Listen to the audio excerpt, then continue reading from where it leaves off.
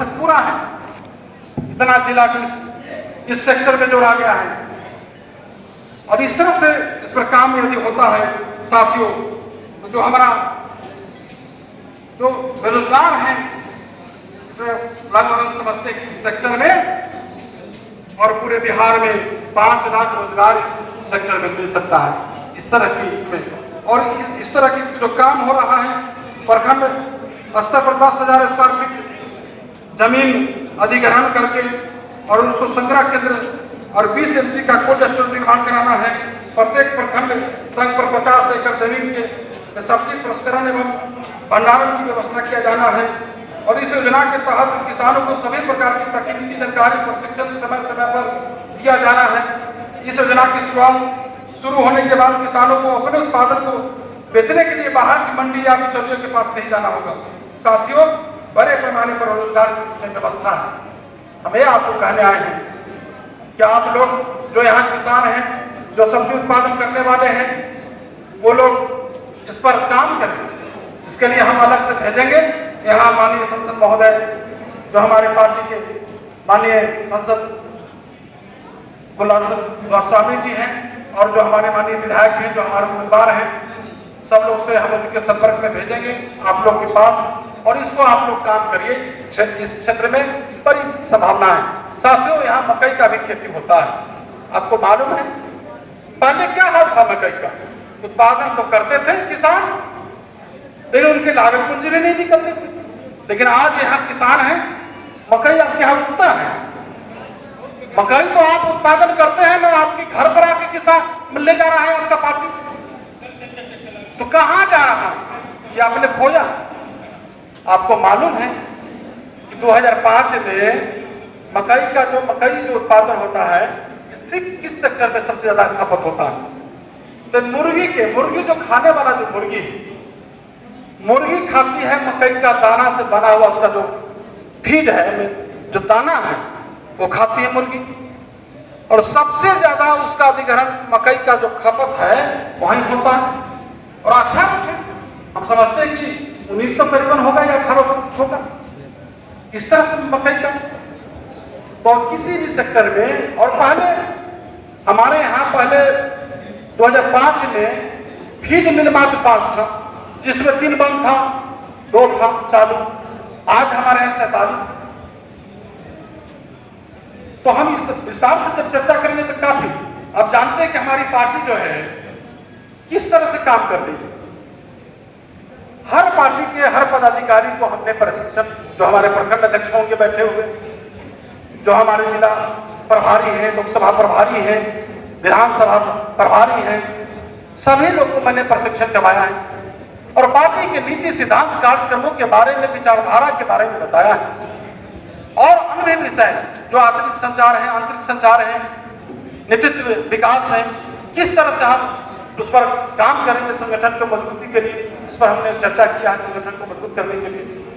और अब जानते हैं कि जो कोरोना काल के कारण जो प्राकृतिक विपदा आई, हम लोग जब उस पर, तो इसमें भी हम लोग ने रोजगार कैसे सृजन हो, रोजगार की दिशा हमारे नेता ही कहते हैं, नेता ही नहीं।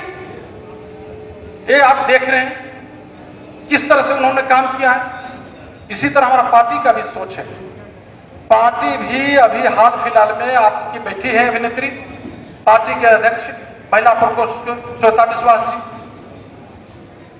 पार्टी ने महिलाओं को उद्यमी बनाने के लिए कैसे महिला सशक्तिकरण के क्षेत्र में काम किया जाए, उसके लिए भी काम हम लोगों ने किया है।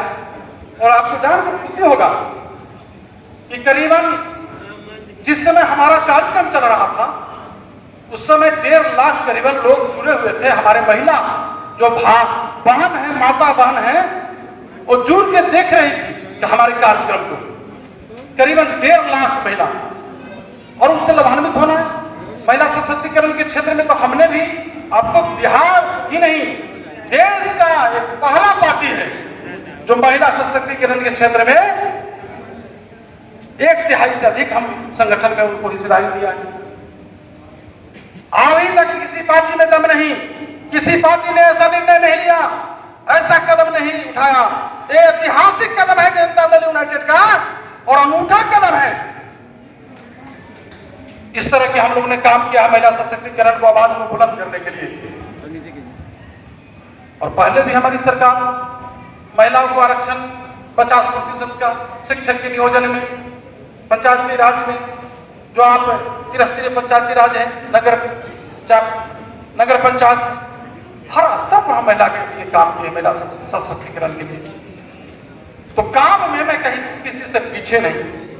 इतना काम करने के बाद हमारी पार्टी के जो हाल हुआ है साथियों, हम इसके दोहराने के लिए नहीं आए, इस पर विवेचना करने नहीं आए, हम कहने आए हैं कि जो हमारा पुराना कार्य पद्धति है उससे कुछ सीख लेते हुए और नए मुकाम को हासिल करने के लिए आप सबों को कहने आए हैं कि जिस पार्टी के नेता नीतीश कुमार जी हैं, जिस पार्टी का खिमनार आरसीपी सिंह जैसे राष्ट्रीय नेता है, राष्ट्रीय अध्यक्ष हैं, उस पार्टी के कार्यकर्ता को विचलित होने की जरूरत नहीं है। जरूरत है तो बस हौसला को मजबूत करने का। आने वाला जो हमारा समय है, जो हमारा विजन है, जो हमारा 2024 और 2025, उसको कामयाबी करने के लिए संगठन को मजबूती करिए और संगठन को धारदार बनाइए। अभी कार्यक्रम लगा हुआ है, जहां हम चुनाव में हम जिस विधानसभा में मैं अच्छा प्रदर्शन नहीं किया हूं, उस क्षेत्र में कार्यक्रम लगा हुआ है। सीधा संवाद जनता से, क्या हमारे प्रति जनता सोच रहे हैं, हमारे दल के प्रति कौन सा भ्रम फैलाया है लोग, इसको जानने के लिए आए हैं, आपके भावनाओं को जानने के लिए आए हैं। हम उस पर काम करेंगे। जो कोई समस्या होगी निश्चित रूप से आप सकारात्मक सोच रखिए, हम उसको पूरा करेंगे। कोई ऐसा काम नहीं है जिसको पार्टी हमारा सरकार ने नहीं किया है। और मैं आपको अंत में विश्वास दिलाता हूं कि जो आपका भरोसा है, कुछ हमारे साथी बता रहे थे, नेता की कार्यकर्ताओं को भी प्रोत्साहित करने का काम करिए। साथियों, बहुत जल्द इंतजार करिए, 1 महीना में जो आपको सरकारी जो हमारी संस्थान है, चाहे विश्वविद्यालय हो, चाहे कहीं भी निगम, बोर्ड निगम वगैरह कहीं भी हो, हम आपको निश्चित रूप से उस जगह देने का काम करेंगे। इन चंद शब्दों के साथ जो आप काफी समय से, जो लंबे समय से आप ये सभी हमारे जो पार्टी के नेता हैं उनकी बात आप सुन रहे थे, इसके लिए आप सबको आभार व्यक्त करते हैं। और सभी लोग जो आपने इस गर्मी में आप इतने समय निकाला और बात सुना, इसके लिए भी मैं आपको दिल से आभार प्रकट करता हूं। इन्हीं चंद शब्दों के साथ वाणी को विराम देता हूं। जय हिंद, जय यहाँ की जनता। बहुत बहुत धन्यवाद। धन्यवाद। अगर ये वीडियो पसंद आई और वह बिहार के राजनीति और बिहारियत से सरोकार रखेनी तो सब्सक्राइब बटन दबा के चैनल के सब्सक्राइब कर ली। ओजे एगो घंटी बा, ओकरा बटन दबा देला से कुल सटीक और मारक खबर रुआ मुफ्त में मिल जाई। अगर रुआ पत्रकारिता के हमनी के नया प्रयोग में सहयोग कर चाहतानी तो ज्वाइन बटन दबा दी। पेटीएम नंबर नोट कर ली 9386816700। धन्यवाद।